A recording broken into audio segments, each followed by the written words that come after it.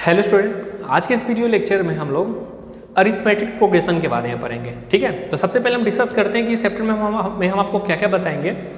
तो arithmetic progression start करने से पहले हम आपको बताएंगे कि सीरीज क्या होता है। ठीक है, मैथमेटिकल सीरीज क्या होता है, क्योंकि सीरीज के बहुत सारे टाइप्स होते हैं। उस टाइप्स में से बस आपको एक टाइप अरिथमेटिक प्रोग्रेशन, उसी सीरीज का एक टाइप है एपी। ठीक है, और जिसके बारे में अभी हम आपको बताने वाले हैं। इस चैप्टर में पूरा में हम लोग अरिथमेटिक प्रोग्रेशन पढ़ेंगे। ठीक है, तो बच्चों सीरीज क्या होता है पहले हम आपको यह बता देखिए। तो पहले तो हम सबसे पहले मैथमेटिक्स लिख लें, मैथमेटिक्स। ठीक है बच्चों, तो देखिए बच्चों, जैसे कि अगर आप सीढ़ी पे चढ़ते हैं, ठीक है, और आप क्या करते हैं ना, एक एक सीढ़ी जंप कर करके चढ़ते हैं। जैसे पहले 1 नंबर पे सीढ़ी पे रखें, उसके बाद 3 नंबर पे रखें, फिर 5 नंबर पे रखें, फिर 7 नंबर पे, और सिमिलरली आप क्या कर रहे हैं, एक एक सीढ़ी जंप कर करके चल रहे हैं। ठीक है, तो मतलब कुछ इस प्रकार हो रहा है कि पहले तो आपने एक सीढ़ी पे पैर रखा, पहला वाले पे, फिर आप दूसरा पे ना रखे, किस पे रखे, तीसरा पे रखे, फिर तीसरा पे ना रखे, किस पे रखे, 5वां पे, फिर 5वां पे नहीं रखे, 7वां पे। ठीक है बच्चों, तो अब आप अगर से पूछा जाए कि अगला कौन सी सीढ़ी पे आप रखिएगा, तो आप इसलिए बता देते हैं 9, फिर 11, डैश डैश डैश, ऐसे जितने सीरीज होंगे उतना आप चढ़ते जाइएगा। ठीक है, चलिए इसके अलावा और भी सीरीज के एग्जांपल होते हैं। जैसे कि आप देखिए, पहला 1 का स्क्वायर, फिर 2 का स्क्वायर 4, फिर 3 का स्क्वायर 9, 4 का स्क्वायर 16। उसी तरह नेक्स्ट का भी बता सकते हैं कि वो 5 का स्क्वायर 25 होगा। ठीक है बच्चों, इसके अलावा और भी देखिए, जैसे 2 को 2 से गुना किए 4, फिर 8, फिर 16, फिर 32। उसके बाद आप नेक्स्ट भी बता सकते हैं, नेक्स्ट भी बता सकते हैं। और हाँ, अगर आपसे पूछा जाए कि इसके 10वां पद में 10वां में क्या होगा, 10th टर्म, वो भी आप बता सकते हैं। ठीक है, तो देखिए ये जो है ना, मतलब किसी पार्टिकुलर रूल को फॉलो कर रहा है। तो वैसे मैथमेटिकल सीरीज जो किसी भी पार्टिकुलर रूल्स को फॉलो करे उसको बोलते हैं मैथमेटिकल सीरीज है। ओके, जरूरी नहीं है कि उसमें सिर्फ ऐड हो, बल्कि डिवीजन भी हो सकता है, मल्टीप्लिकेशन भी हो सकता है, स्क्वायर भी हो सकता है, एनीथिंग, परंतु सारे एलिमेंट्स फॉलो करें उस कंडीशन को। तो उस कंडीशन में बोलेंगे क्या कि वो सारे क्या है, सीरीज में है। ठीक है, तो सीरीज को आप कुछ इस प्रकार डिफाइन कर सकते हैं। Series, if A number, if a collection of number, if collection of number follow a particular rule is called series. ठीक है बच्चों, तो ये जो कलेक्शन जो है, मतलब सेट जो है, ये जरूरी नहीं है कि फाइनाइट ही है, इनफाइनाइट भी हो सकता है। ठीक है, कलेक्शन तो इनफाइनाइट का भी हो सकता है। तो वही है, चाहे आप इसके जगह सेट कलेक्शन की जगह लिख सकते हैं set of numbers follow a particular rule. नहीं, मतलब सारे जो इंक्रीजिंग एलिमेंट्स हो, जैसे आप देखें यहाँ पे ये पहला है, ये भी तो एक सेट ही है, ये भी तो कलेक्शन है इनफाइनाइट का। तो पहला एलिमेंट 1 था, फिर 3, फिर 5, फिर 7, फिर 9, फिर 11। ठीक है, फिर देखिए 1, 4, 9, 16, 25, फिर 2, 4, 8, इस तरह देख रहे हैं कि ये किसी रूल को फॉलो कर रहा था। कलेक्शन ऑफ नंबर नहीं, इन बीच, चाहे आप इसको कुछ और भी अच्छे से डिफाइन कर लीजिए, A collection of number in बीच नेक्स्ट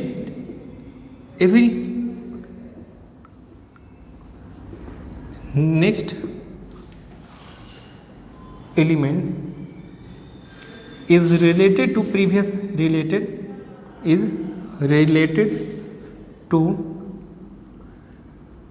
element। ठीक है, a collection of number in which every next element is related to previous element by a fixed rule।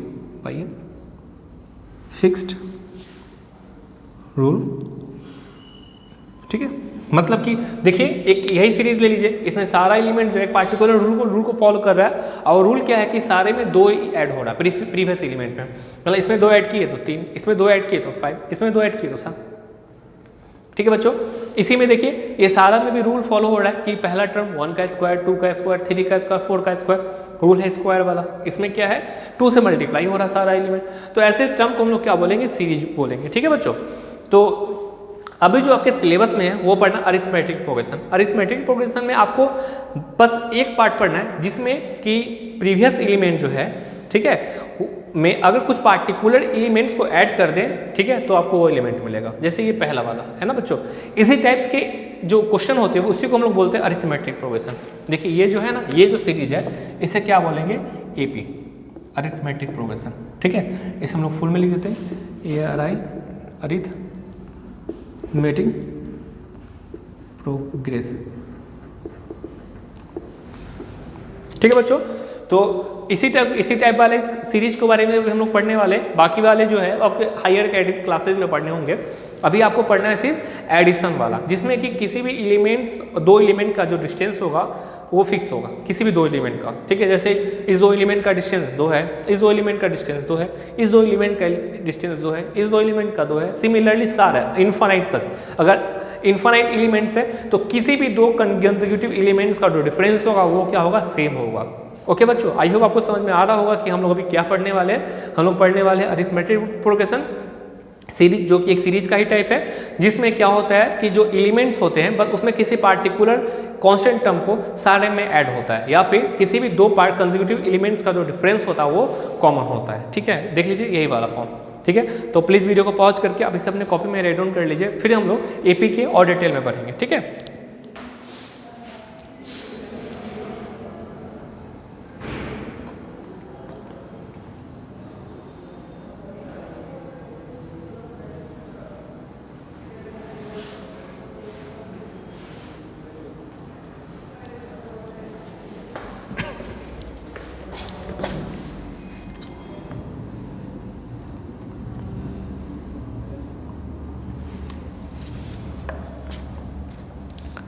I hope आप लोगों ने इसे अपने कॉपी में राइट डाउन कर लिया होगा। तो चलिए अब हम एपी के बारे में पढ़ते हैं। ठीक है,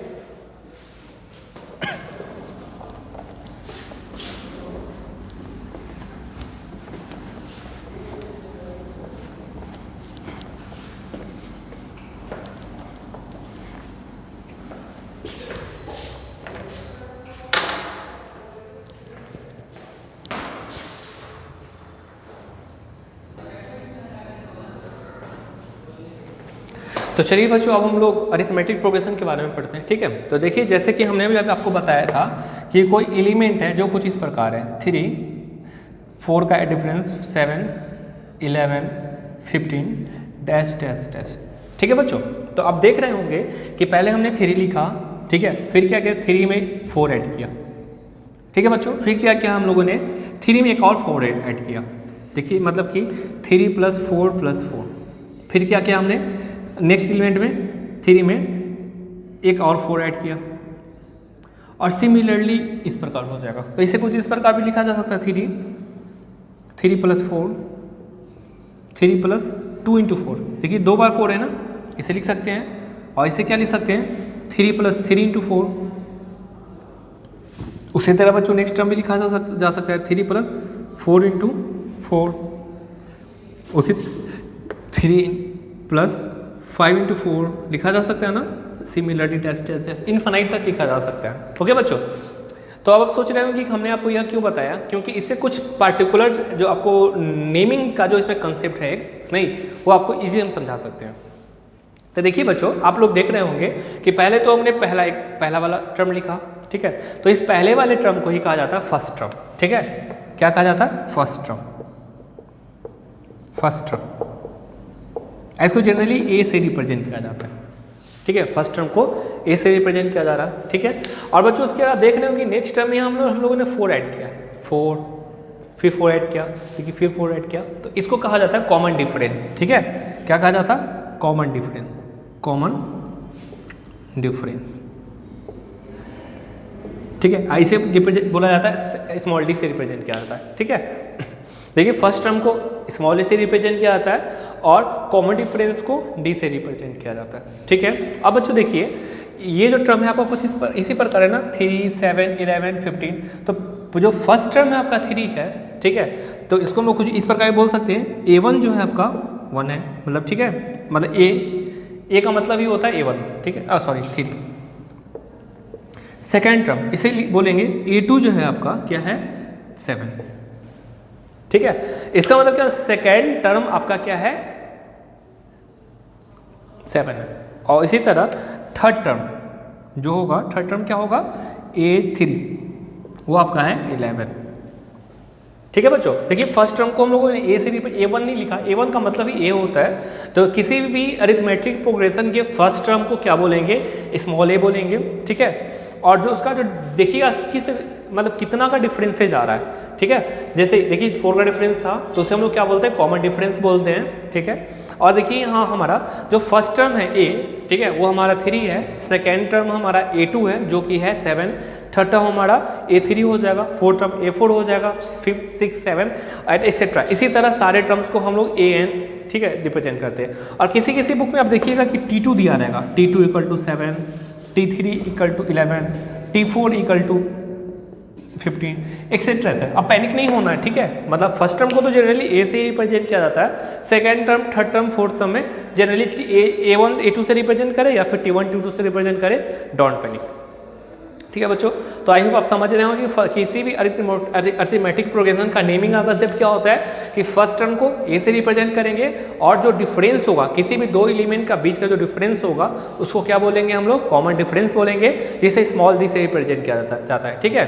अब बच्चों एक बात और देखिए, ये जो टर्म है ये आपका पहला टर्म है, ठीक है, ये आपका दूसरा टर्म है, ये आपका तीसरा टर्म है, ये आपका फोर्थ टर्म है, ये आपका फिफ्थ टर्म है, ठीक है, एक्सेट्रा एक्सेट्रा, ठीक है। तो यहाँ पे जो A है आपका, अगर इस क्वेश्चन के लिए बात करें सिर्फ, तो A आपका क्या है 3 है, और D क्या हो जाएगा बच्चों, D हम लोग क्या करते हैं ना कि किसी भी टर्म का डिफरेंस देखते हैं। देखिए आप 7 में से 3 घटाएंगे 4, 11 में से 7 घटाए 4, 15 में से 11 घटाए तो 4, तो ये आपका हो जाएगा क्या D 4, ठीक है बच्चों। आई होप आपको समझ में आ रहा होगा। तो प्लीज़ वीडियो को पॉज करके आप इसे भी अपने कॉपी में राइट डाउन कर लीजिए, ठीक है।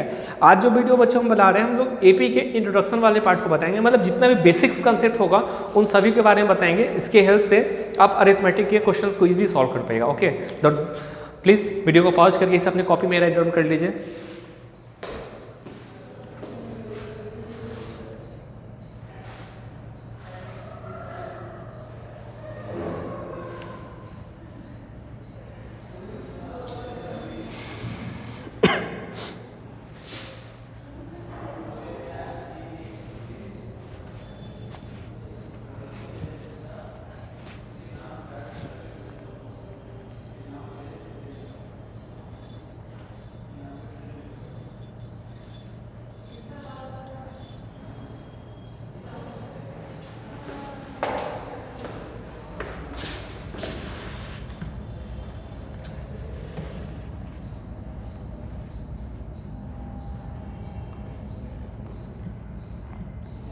आई होप बच्चों आप लोगों ने इसे अपने कॉपी में राइट डाउन कर लिया होगा। तो चलिए अब हम लोग थोड़ा सा और आगे बढ़ते हैं।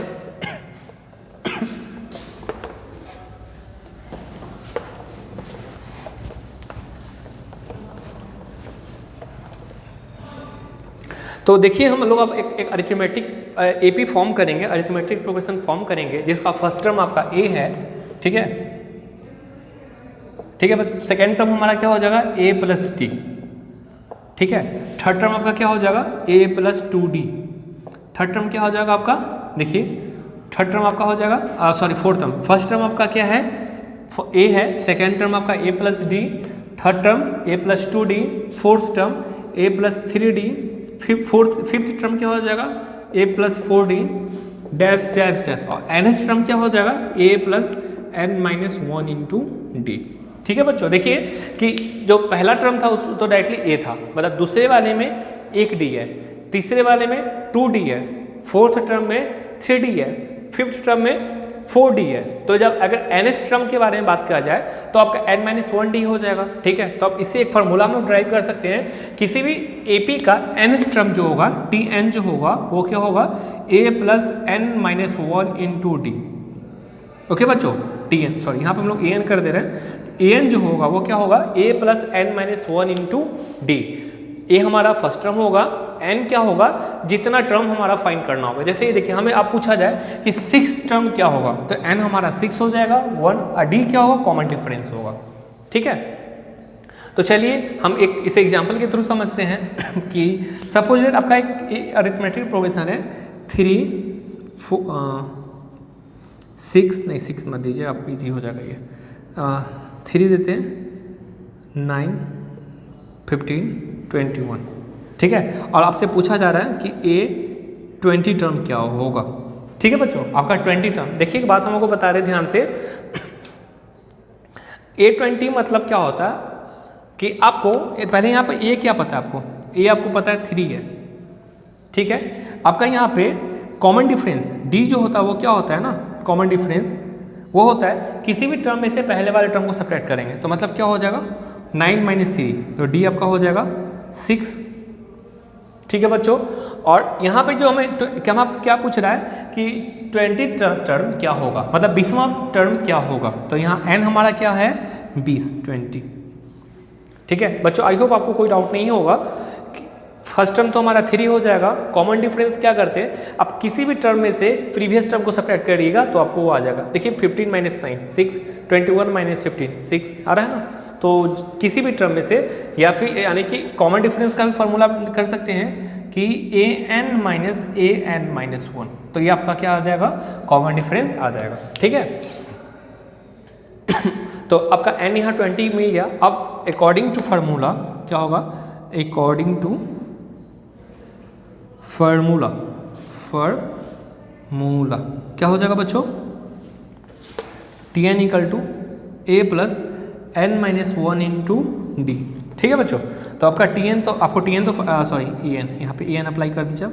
तो a आपको 20 फाइंड करना है ना, 20वां टर्म फाइंड करना है ना, तो a 20 हो जाएगा। यह क्या हो जाएगा, a आपका दिया गया हुआ 3, तो यहाँ 3 पुट करेंगे, n की जगह आपको 20 हो जाएगा -1, और d का वैल्यू हमें 6 आया, ये 6 हो जाएगा। तो 3 20 में से एक जाएगा तो 19 6 जा 114।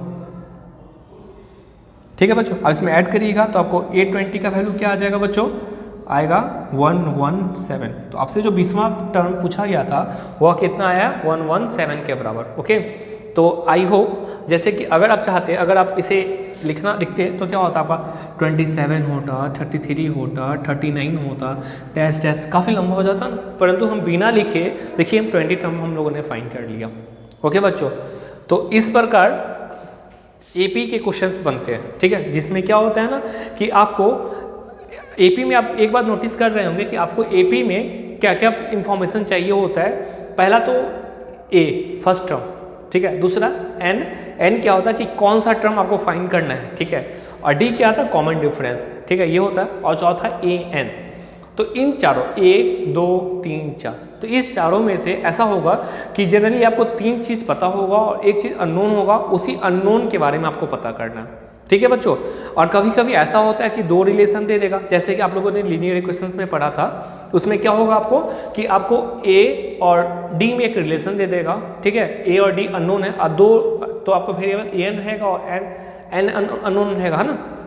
आपको ए एन और एन फाइंड करना होगा, और 2 इक्वेशन है, 2 अननोन है, तो आप लीनियर इक्वेशंस का भी हेल्प इसमें करिएगा, और उस हेल्प से हम लोग सारे अननोन्स को फाइंड कर लेते हैं। ओके, तो बच्चों आई होप आपके दिमाग में एक बेसिक्स कंसेप्ट बन रहा होगा कि हम लोग एपी में क्या करते हैं, और एपी में बेसिक्स क्वेश्चंस क्या होते हैं, इसमें क्या क्या चीज़ जरूरत पड़ता है। तो आई होप इतना आपको समझ में आ रहा होगा कि एपी में, किसी भी एपी के क्वेश्चंस में आपको 4 टर्म मिलते हैं। पहला होता है कौन सा टर्म फाइंड करना है, जो कि ए एन है।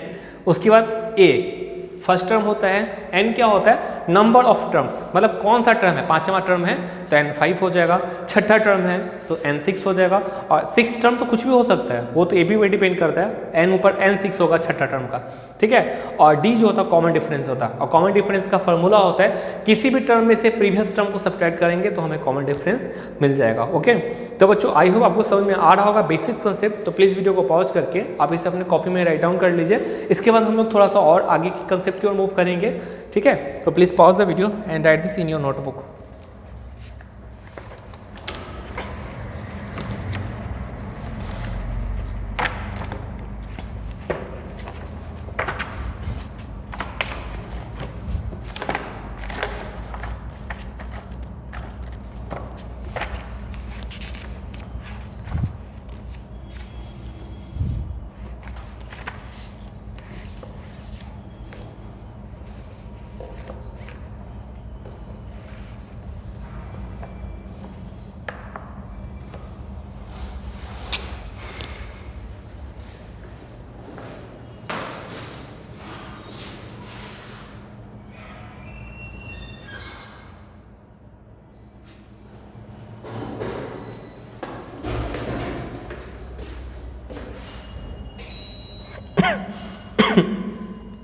आई होप बच्चों आप लोगों ने इसे अपने कॉपी में राइट डाउन कर लिया होगा। तो चलिए अब हम लोग नेक्स्ट कंसेप्ट की ओर मूव करते हैं। ओके,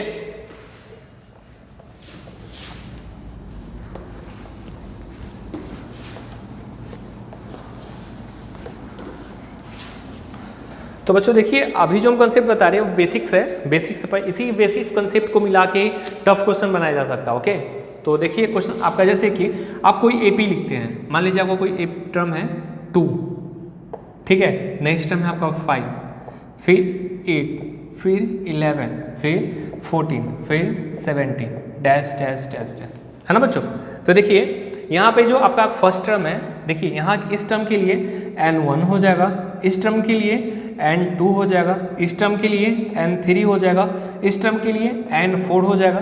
आई होप आप समझ रहे होंगे कि ये पहला टर्म है, ये दूसरा, ये तीसरा, ये चौथा, ये पांचवा, ये छठा, सातवां, आठवां, नौवां, ठीक है। तो उसी के अकॉर्डिंग n का वैल्यू शिफ्ट होता चलता है, ठीक है। तो आई होप ये क्लियर होगा। तो इसे हम इरेज कर देते हैं और अब जो नेक्स्ट कंसेप्ट है हमारा उसकी ओर मूव करते हैं। जो हमारा नेक्स्ट कंसेप्ट है उसमें यह है कि बच्चों आपको किसी सीरीज का, ठीक है, किसी सीरीज का सीक्वेंस का आपका एक फार्मूला दिया गया हुआ है जिसमें आप n का वैल्यू पुट करिएगा और सीक्वेंस फॉर्म करिएगा और आपसे पूछेगा कि क्या वो जो सीक्वेंस एपी में है या नहीं है। तो जैसे देखिए आपको दिया गया हुआ है, check given sequence are in AP और नॉट, ठीक है बच्चों। आपको सीक्वेंस दिया गया है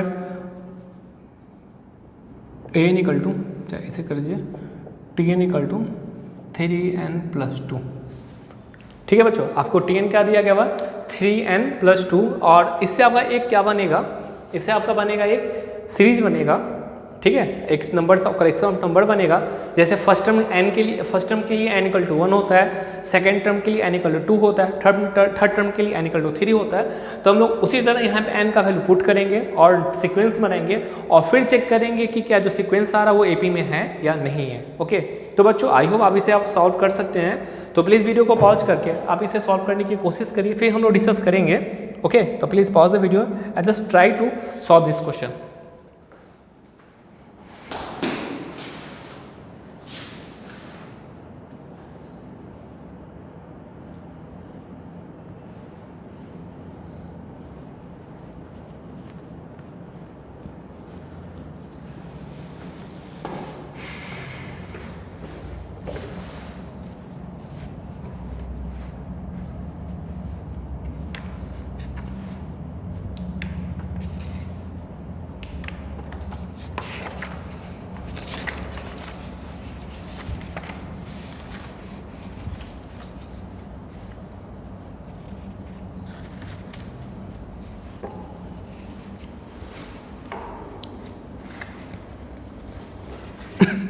आई होप बच्चों आप लोगों ने इसे अपने कॉपी में सॉल्व कर लिया होगा। तो चलिए अब हम इसके सॉल्यूशंस को देखते हैं, ठीक है बच्चों।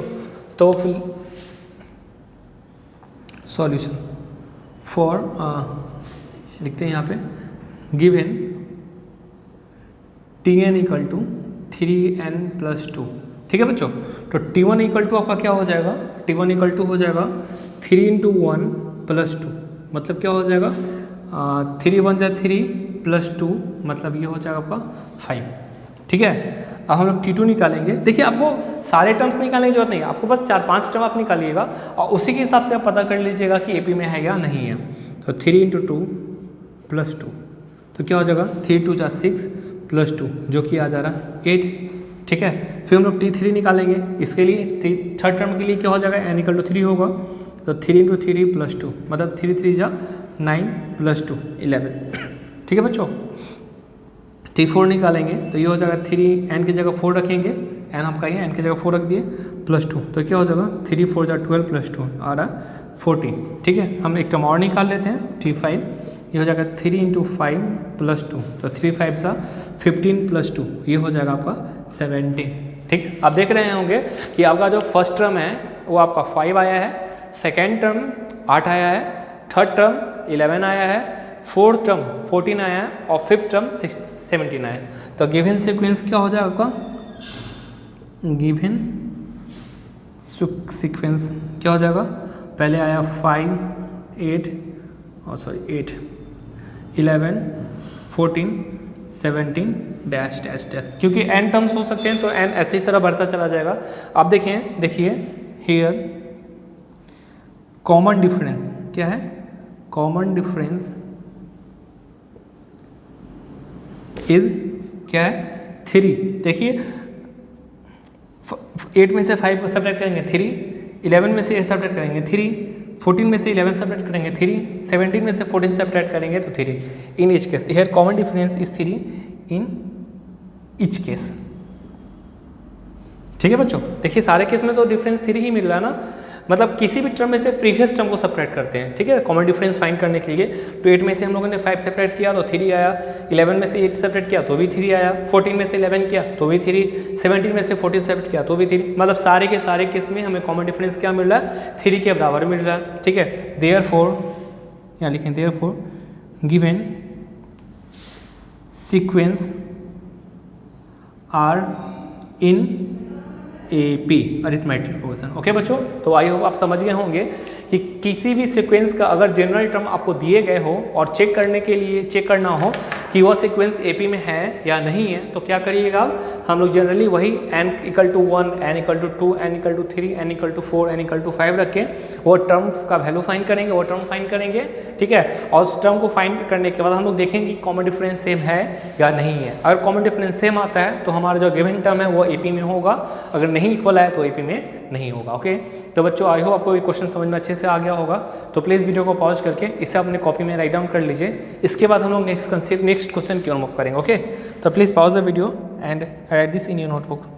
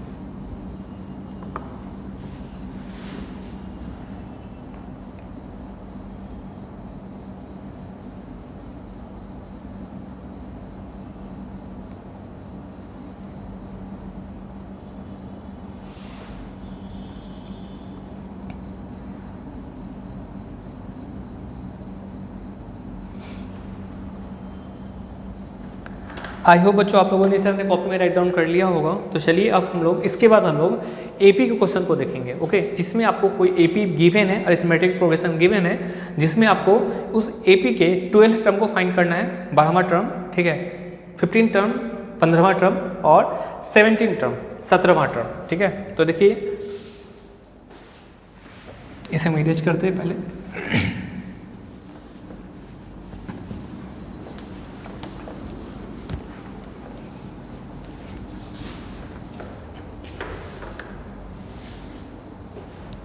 क्वेश्चन आपका find 12th 15 and 17 term of an AP। ठीक है, हुज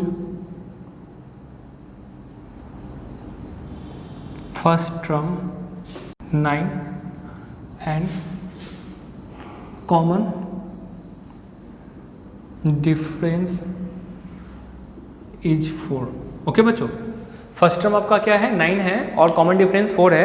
अब आपको क्या फाइंड करना है 12th टर्म 15 टर्म और 17 टर्म। ठीक है, आपको फाइंड करने, तो प्लीज़ वीडियो को पॉज करके आप इसे अपने कॉपी में सॉल्व करने की कोशिश करिए। फिर हम लोग डिस्कस करेंगे कि कैसे इस क्वेश्चन को सॉल्व करेंगे। ओके, तो please pause the video and try to solve.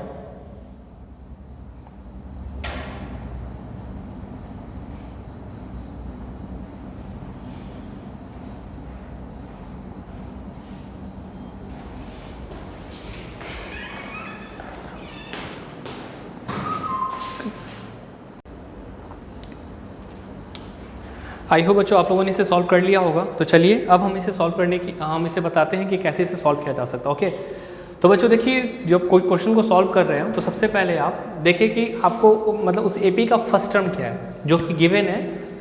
ठीक है, तो इसके यहाँ लिखेंगे गिवन फर्स्ट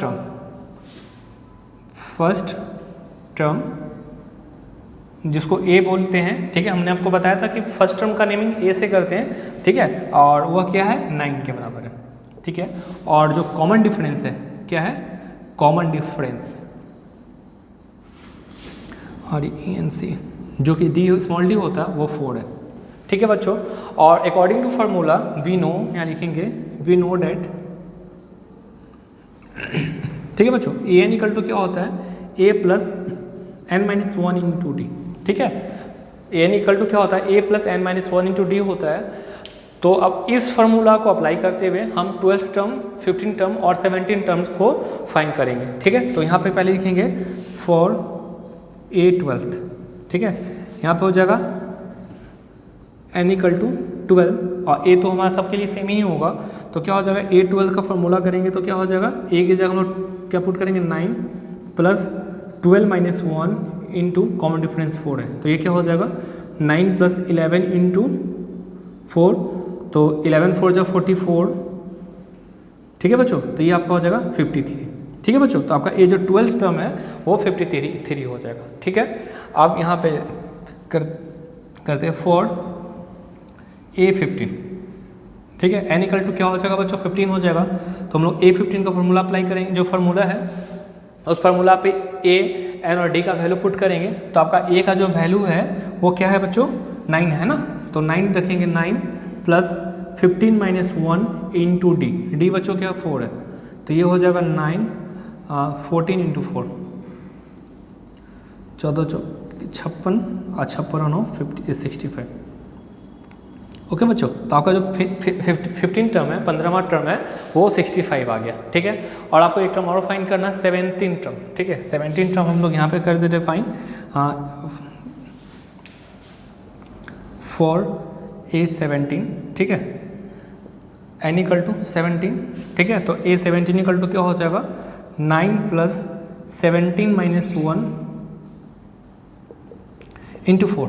ठीक है बच्चों, तो ये हो जाएगा 9 प्लस 16 इंटू 4, ये हो जाएगा 9 प्लस 64 और 64 प्लस 9 73 हो जाता हो। ठीक है, तो A17 हमारा कितना आ गया 73 आ गया। तो देयरफॉर यहाँ पे लिखेंगे ए आपसे 12 पूछा गया था, तो A12 आपका आया क्या 53। आपसे A15 पूछा गया था, A15 आपका आया है 65।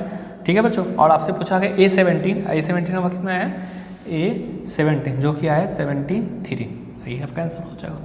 देखा बच्चों कितना इजी है।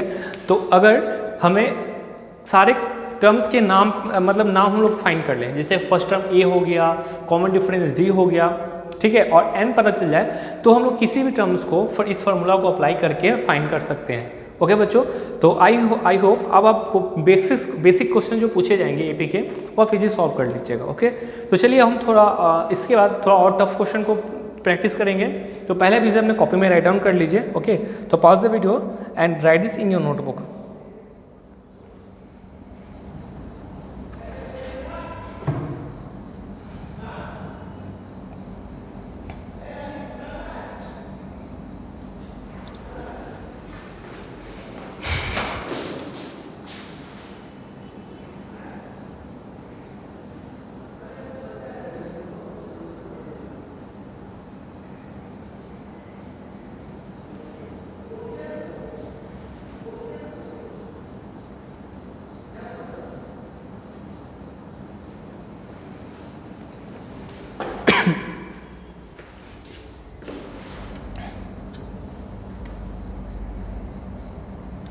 आई होप बच्चों आप लोगों ने इसे अपने कॉपी में राइट डाउन कर लिया होगा। तो चलिए इसे हम इरेज करते हैं और नेक्स्ट क्वेश्चन को फिर से देखते हैं।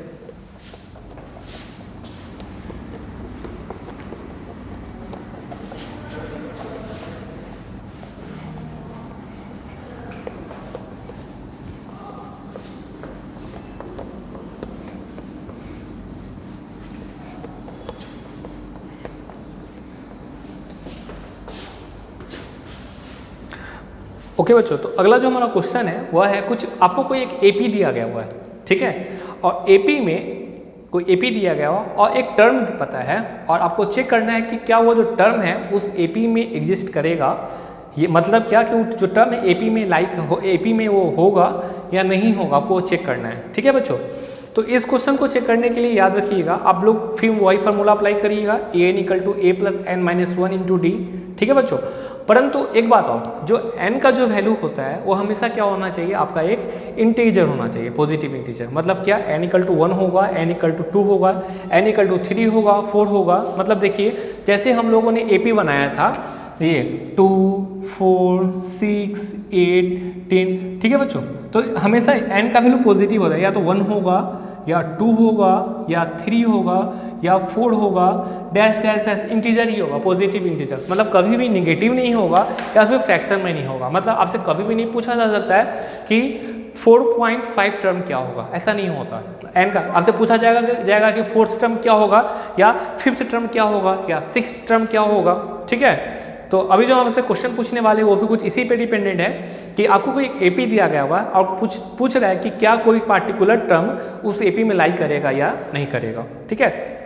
तो आप सिमिलरली क्या करिएगा, an के जगह उस टर्म को पुट कर दीजिएगा, a और d आप उस एपी से निकाल लीजिएगा और n का वैल्यू फाइंड करिएगा। अगर n का वैल्यू एक पॉजिटिव इंटीजर आता है तो मतलब क्या होगा कि वह एपी में होगा।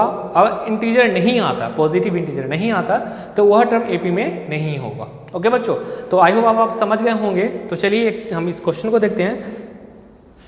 कर रहा है क्या, इसे हम इरेज कर दें।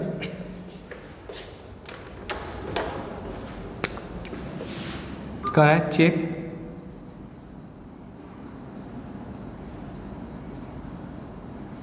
(95) is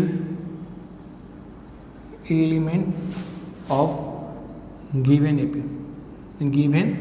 AP और AP आपका है -1, 3, 7, 11 डैश डैश। ओके बच्चों, तो प्लीज़ वीडियो को पॉज करके आप इसे सॉल्व करने की कोशिश करिए, क्योंकि अभी जो हमने कंसेप्ट बताया ये क्वेश्चन उसी कंसेप्ट के आधार पे बनेगा। ओके, तो please pause the video and try to solve this question. After that I will discuss.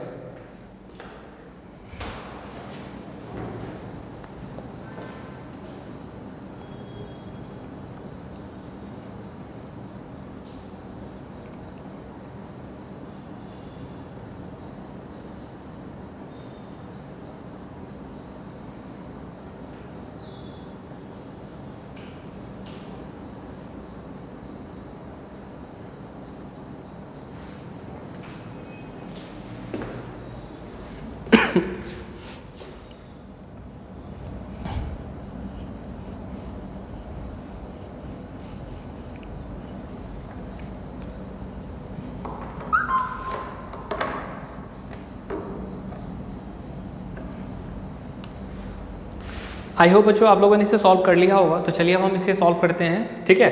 आपको करना है क्या कि check 95 is the element of given AP, ठीक है। इस एपी का एलिमेंट 95 है या नहीं आपको चेक करना है, ठीक है। तो देखिए हम क्या करेंगे, गिवन a = मतलब यहाँ पे लिखेंगे फर्स्ट टर्म, क्या आपका first term debt is a, वह क्या आपका -1 है, ठीक है।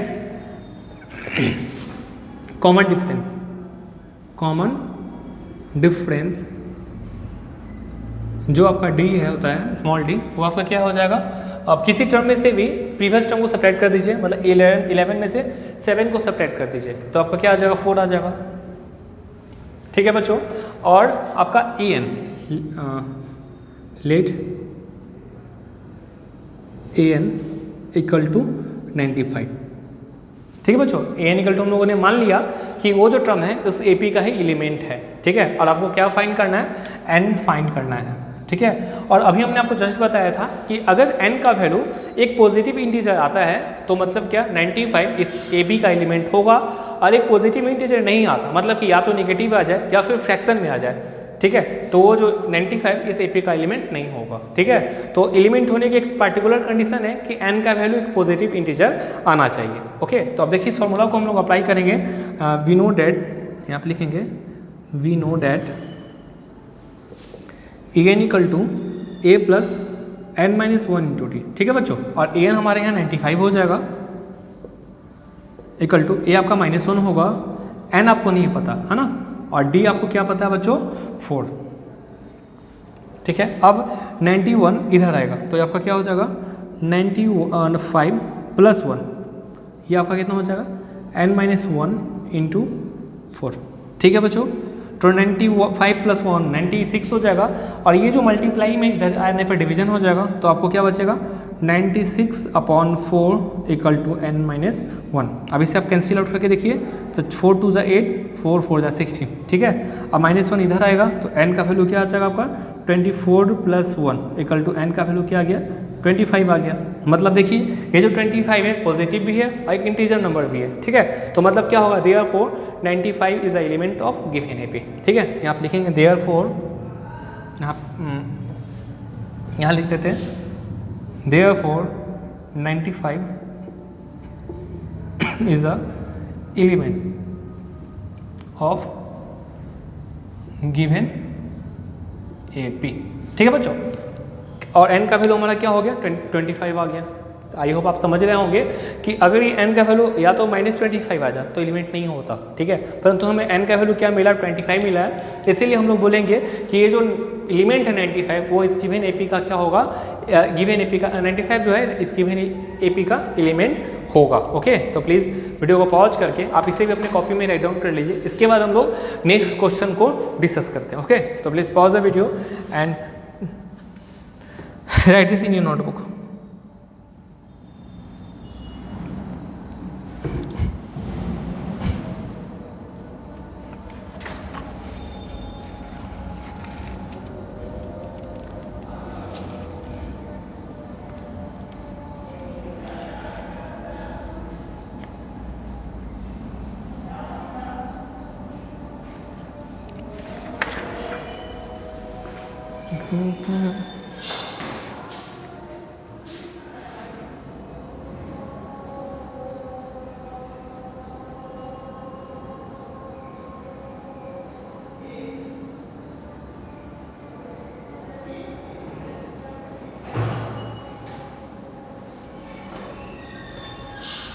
आई होप बच्चों आप लोगों ने इसे अपने कॉपी में राइट डाउन कर लिया होगा। तो चलिए अब हम इसके बाद नेक्स्ट क्वेश्चन को देखते हैं, ठीक है।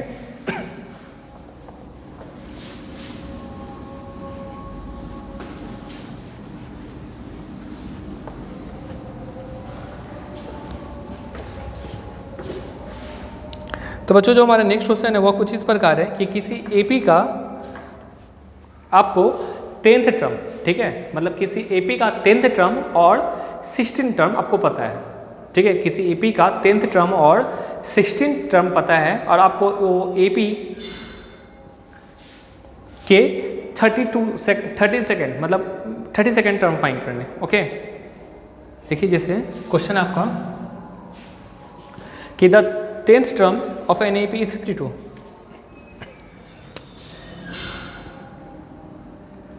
The 10th term of an AP is 52, ठीक है बच्चों। 10वां टर्म को क्या दिया गया 52 दिया गया है एंड 16 टर्म इज 52, ठीक है। देखिए 10th टर्म आपको क्या है 52 दिया गया है और 16 टर्म 82 दिया गया है। फाइन 32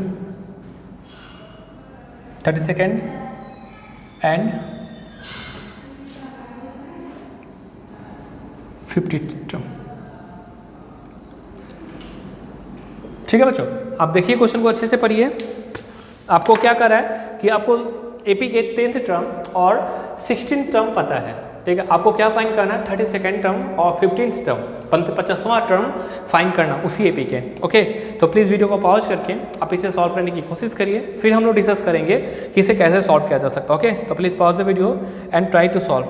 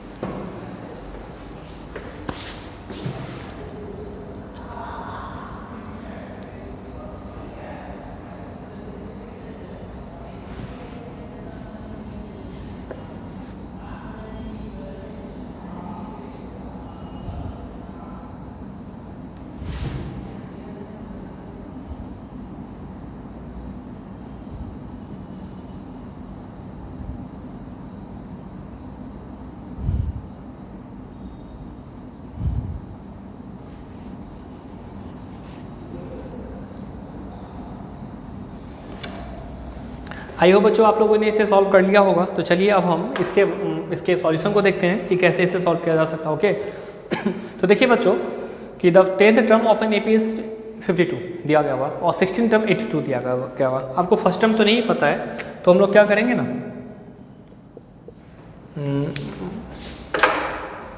यहाँ लिखते हैं let first term equal to a common difference equal to d. ठीक है बच्चों, हम लोगों ने क्या किया, फर्स्ट टर्म को ए मान लिया और कॉमन डिफरेंस को डी मान लिया और गिवन है कि A10 इक्वल टू 52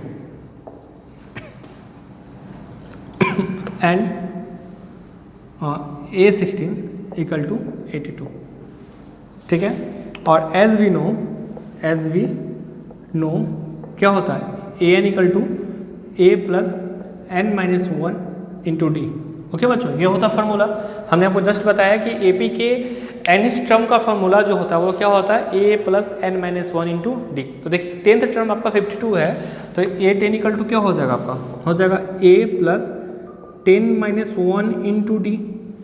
ठीक है, तो ये हो जाएगा a प्लस 9d और वो कितना के बराबर है, 52 के बराबर है। इसे हम इक्वेशन 1 मानेंगे। ठीक है बच्चों, and again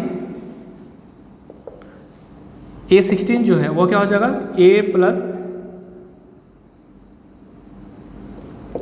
16 minus 1 into D और ये कितना के बराबर हो जाएगा, a प्लस 15d के बराबर हो जाएगा और जो कि है 82 के बराबर। ये है इक्वेशन 2।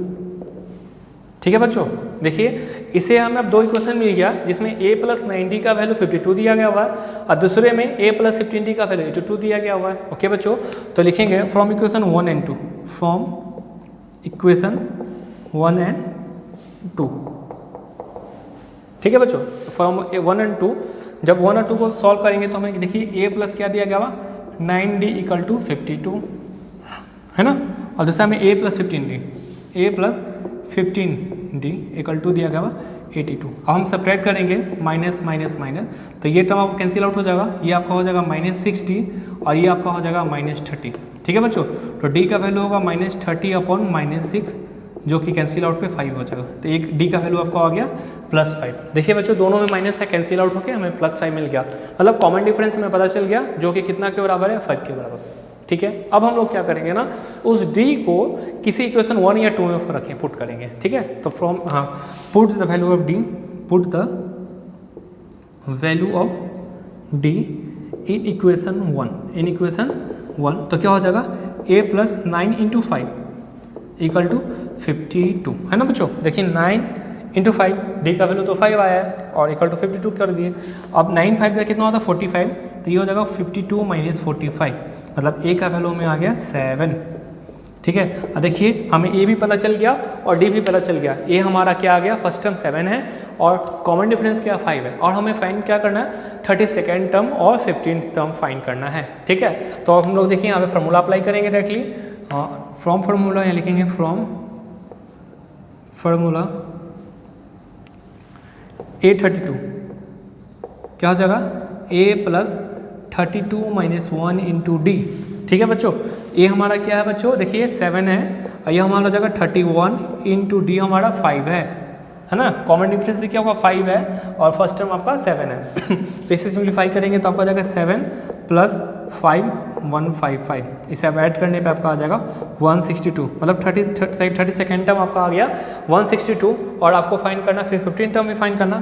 तो T50 आपका क्या हो जाएगा, a plus 50 minus 1 into D. और देखिए ये आपका क्या है बच्चों 7 है, ये आपका हो जाएगा 49 और डी आपका 5 है। ठीक है, अब इसे सिंप्लीफाई करने पे आपको आ जाएगा 9 5 45 24।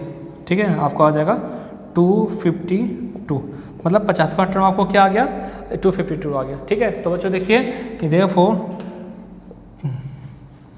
यहाँ लिखेंगे T32 इक्वल टू हमारा क्या हो जाएगा, 32वां टर्म हमारा क्या आया है 162 आया है ना, 162 एंड 50वां टर्म हमारा क्या आया बच्चों 252।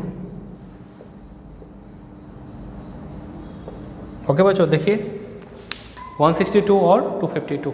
ओके, तो आई होप आप इसे अच्छे से समझ गए होंगे कि कैसे हम लोग, ठीक है बच्चों, कैसे हम लोग गिवन क्वेश्चन में अगर हमें दो अननोन हो, ठीक है, दो अननोन हो और दो रिलेशन पता हो, तो हम लोग उस दो अननोन को भी फाइंड कर सकते हैं यूजिंग लीनियर इक्वेशन। देखिए यहाँ पे एक लीनियर इक्वेशन की तरह ही है जहाँ ए और डी वेरिएबल है, ठीक है, और ए डी का वैल्यू हमने फाइंड कर लिया है, ठीक है। तो इस प्रकार हम लोग अननोन दो अननोन को भी फाइंड कर सकते हैं। जनरली अगर एक अननोन हो तो आपको, अगर एक अननोन हो तो तीन रिलेशन पता हो, तीन क्वांटिटी पता होना चाहिए, पर यहाँ दो अननोन क्वांटिटी था ए और डी, तो आपको दो रिलेशन होने चाहिए थे सॉल्व करने के लिए, और हमने इसे सॉल्व कर लिया और हमारा फाइनल आंसर भी आ गया, क्या, जो कि 162 एंड 252 है। ओके बच्चों, तो आई होप आप इसे अच्छे से समझ गए होंगे। अगर आपको इसे समझने में कोई भी कठिनाई हुआ हो तो आप प्लीज़ वीडियो को एक बार फिर से रिवर्स करके देख लें, ठीक है, या फिर आप कमेंट बॉक्स में कमेंट करें, हम फिर से इसे समझाने की कोशिश करेंगे। ओके, तो प्लीज़ वीडियो को पॉज करके इसे अपने कॉपी में पहले राइट डाउन कर लीजिए।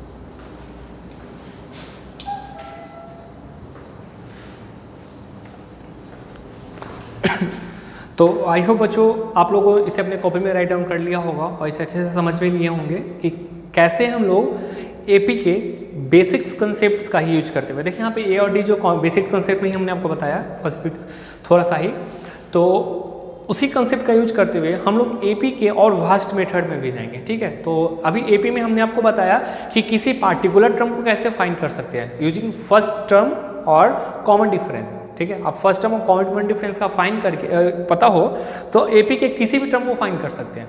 ओके बच्चों, तो अब उसी तरह हम लोग भी और भी कुछ सीखने वाले हैं, ठीक है। तो जैसे कि क्या क्या सीखने वाले हम आपको बताते हैं कि अगर आपको एपी के, ठीक है, जैसे कि इसी टर्म का, जैसे कि मान लीजिए एपी है, कोई एपी है 2, 4, 6, 8, 10 अप टू 100 तक, और सारे का सम करना तो कैसे होगा, ठीक है बच्चों। तो क्या उसके लिए सारे टर्म को ऐड करना पड़ेगा?